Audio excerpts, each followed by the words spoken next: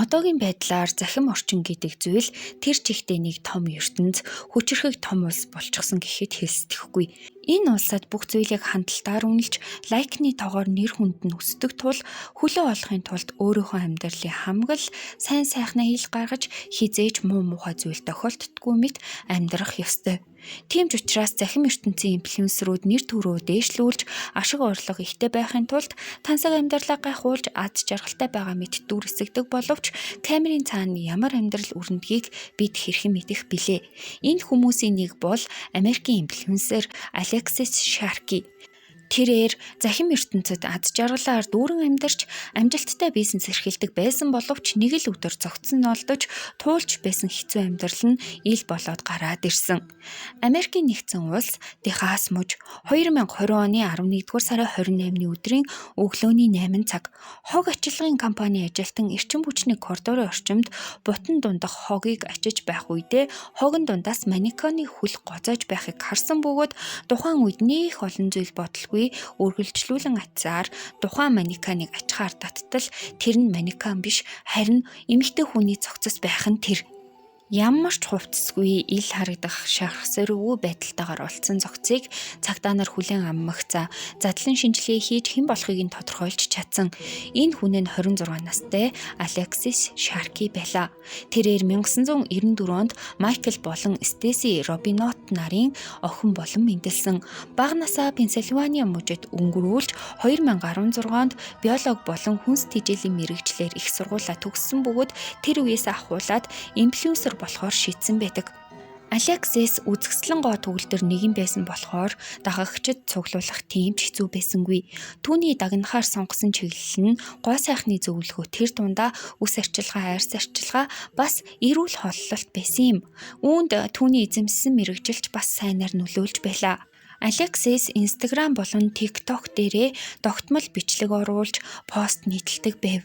Инфлюенсер бүсгүй нэгэнт тогтсон дагагчдтай болж эхэлсэн учраас өөрийн гэсэн гоо сайхны брендийг бий болгож түүнийгээ пирамид схемийн бизнес болгон хөгжүүлж өөрөө гүйцэтгэх захирлын албан тушаалд ажиллах болсон.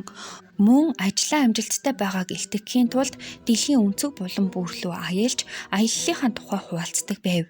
Алексисийн ажил амьдрал гээд бүх зүйл нь маш давгүй өрнөж байсан боловч 2019 онд хайртай найз залуугаасаа салсан бөгөөд энэ нь түүнд маш хүн дээр тусаж шархаа эдгэхийн тулд 48 настай Том Шаркиг их залуутай танилцчихсан.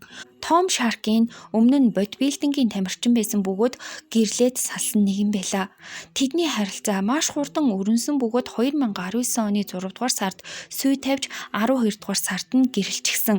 Нэг ёсондоо тэдэнд нэгний таньж мэдэх хугацаа байгаагүй. Хэрэг байсан бол Алексис бүсгүй нөхрөө ямар хүн болохыг мэдэх боломжтой ч байсан юм билүү.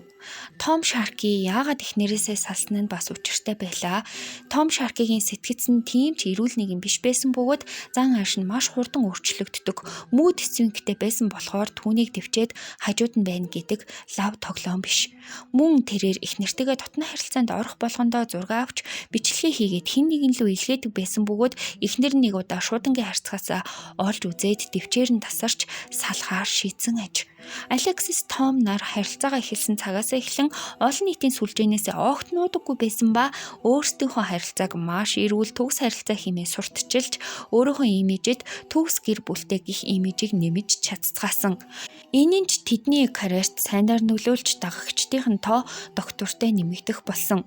Том Шаркигийн гадаад дөрөх бие галбир нь яг үнэндээ олон нийтийн анхаарлыг татгууц байсан болохоор сайн нөлөөлөл үзүүлсэн байх л да. Шаркигийн хосуудыг дагдаг дагагчид нь тэдний амьдралыг төгс хэмээн итгэдэг байсан боловч харамсалтай нь тийм байсангүй. Том Шарки их нэртэй тийм сайхан зан гаргадаг нэгэн биш байсан бөгөөд Алексис өөрийнхөө аюулгүй байдалд санаа зовж эхэлсэн боловч энэ тухайга гэр бүлийнхэндээ хэлхийг хүсээгүй. Чимээгүйхэн дотроо шаналсаар 2020 оны 11 дугаар сар болгосон байдаг. Энэ үед Alexis-ийн инфлюенсерийн ажил уналтад орж эхэлсэн бөгөөд түүний брендинг гаргасан шампунь үс уналт үүсгэж байгаа тухай гомдлууд маш олноор гарч ирснээр дагагчид нь Alexis-т итгэх итгэлээ алдаж зарим гомдлууд нь шүүхийн хаалга татснаас болж нэлээдгүй хэмжээний нүхэн төлбөрт унчихсан. Эндээс инфлюенсеруудын санал болгож байгаа бүхэн сайн сайхан байдаггүй гэдг нь харагдаж байгаа байхаа гэж найдаж байна. Эдгээр асуудлуудаас болоод Alexis сэтгэл гутралд орсон бөгөөд найзууд нь түүнийг сэтгэл санаагаар дэмжихийн тулд Техас мужийн Марпо хотол руу хүртэл аялалд авч явсан бөгөөд энэ үеэрээ найзуудтай анх удаа ам нээж өөрийнхөө аюулгүй байдалд асар их санаа зовниж байгаа талаар хэлснээс гадна салах өргөдөл гаргах гэж байгаа тухайга хэлснээр анх удаа л түүний дотны хүмүүс нь гэр бүлийн хүчирхийллийн талаар мэдэж авсан гэхэд болно. Энэ цагаас эхлэн найзууд нь ээлжээр Alexis-тэй хамт цагийг өнгөрүүлэх болсон байдаг. Гэсэн ч хосууд албан ёсоор салаагүй байсан учраас тэд хамтдаа нэг гэрт амьдарсаар бүсгүй найзууд байнга хажууд нь 24 цаг байх боломжгүй гэдг нь ойлгомжтой. 2020 оны 11-р сарын 25-ны өдөр Alexis Tom нар найзуудтайгаа хамт оройн хоол идсэн бөгөөд тэр өдрөөс хойш бүсгүй найзуудлага огт холбоо бариагүй, мөн түнлөө залгсан боловч ерөөсөө уцаа аваагүй. Харин ээжлүүгээ 11-р сарын 27-ны өдрийн өглөө сүүлийн удаа уцаар яриад ахин хинж Alexis-тэй холбогдоогүй. Ингээд л дараа өдөр нь буюу 11-р сарын 28-ны өдөр амиа алдаад цогцос болсон байдалтайгаар олдчихсон. Задлан шинжилгээний дүгнэлтээр бол Alexis Sharkey бүсгийн үхлийн шалтгаан нь боомлолт. Гэхдээ хэрэг хаана үлдэгдсэн, яг юугаар боомлсныг цагдаа олж тогтоож чадахгүй хэвээр байсаар байв. Уул нь ийм үед энгийн хүн бол манай ихнэр нас барчглаа хэмээн гашуудах ч юм уу, оршуулах ёслолд нь бэлдэх ёстой байх. Гэтэл Том Sharkey шуудхан л зүгтаах гэж оролдож эхэлсэн. Хадам ээжийнхаа дугаарыг блок хийж, цагдаа нартай уулзахаас татгалзаж, оршуулах ёслолд оролцохоос татгалзаж эхэлсэн байдаг. Эхнэр нь нас барсан гэдэг мэдээ ирсэн цагаас эхлэн Том Sharkey оргодол босгуул мэт зүгтэж явсаар байсан нь цагдаа нарын сэжгийг маш ихэд хөдөлгөж түүний талаар судалж эхэлснээс гадна Alexis-т үс санах өөр ямар ч хүн байгаагүй болохыг олж тогтоосон учраас гол сэжигтнэр нөхрийг нь татсан.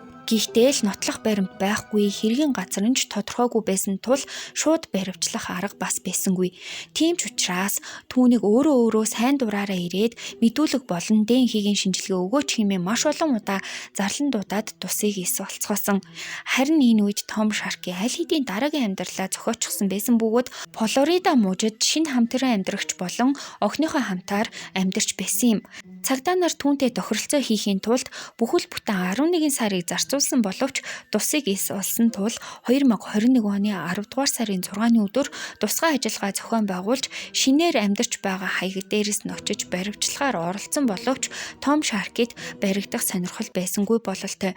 Цагдаа нар ирж явна гэдгийг мэдмэгцээ өөрийнхөө эзэмшлийг бууг аван өөрийгөө будаж амиа хорсноос болоод Alexis Sharkey бүсгүйд яг юу тохиолдсон болох нь одоо хүртэл нууцлаг хിവэр л байна. Энэ хэрэг дээр нэг зүйл сонирхол татхуйц байдаг нь алуурчин яагаад Alexis Sharkey-гийн зогцыг нуух гэж оролдолгүй хогийн цэг дээр хүн олооч гэсэн шиг хайсан юм болоо гэдэг зүйл. Нилээдгүй олон хүмүүс хэрвээ Том Sharkey эхнэрээ хүнөөсөн юм бол зогцыг нь яасан ч ил орхихгүй байх байсан хэмээн үздэг. Гэхдээ энэ нь ч бас өндөр магадлалтай. Гэхдээ нөгөө талаас Том Sharkey амиа хорлсноороо өөрийгөө гэмт хэрэгтэн гэдгээ зарлчихсан гэхэд болно. Түүний гаргасан үйлдэлийг сэтгэл судлаач Baumeister-ийн зүгтх онлоор тайлбарлаж болдог. Гэмт хэрэг хийсэн хүмүүс баригдах нь тодорхой, шоронд орох нь тодорхой буюу зүгтх аргагүй болсон гэх мэдрэмжийг авсан тохиолдолд амиа хорлолтыг цор ганц зүгтх арга хэмээн үздэг юм байна. Хамгийн сайн талаас нь тайлбарлая гэж ботгол юм бол Том Sharkey эхнэрээ хүнөөсөндөө хэтэрхий их харамссан учраас амиа хорлсон байх. Гэхдээ энэ нь юу л бол амьдралаа цоо шинээр эхлүүлчихсэн байсан хүн гэмсэн гэхэд бас хэцүү шүү дээ.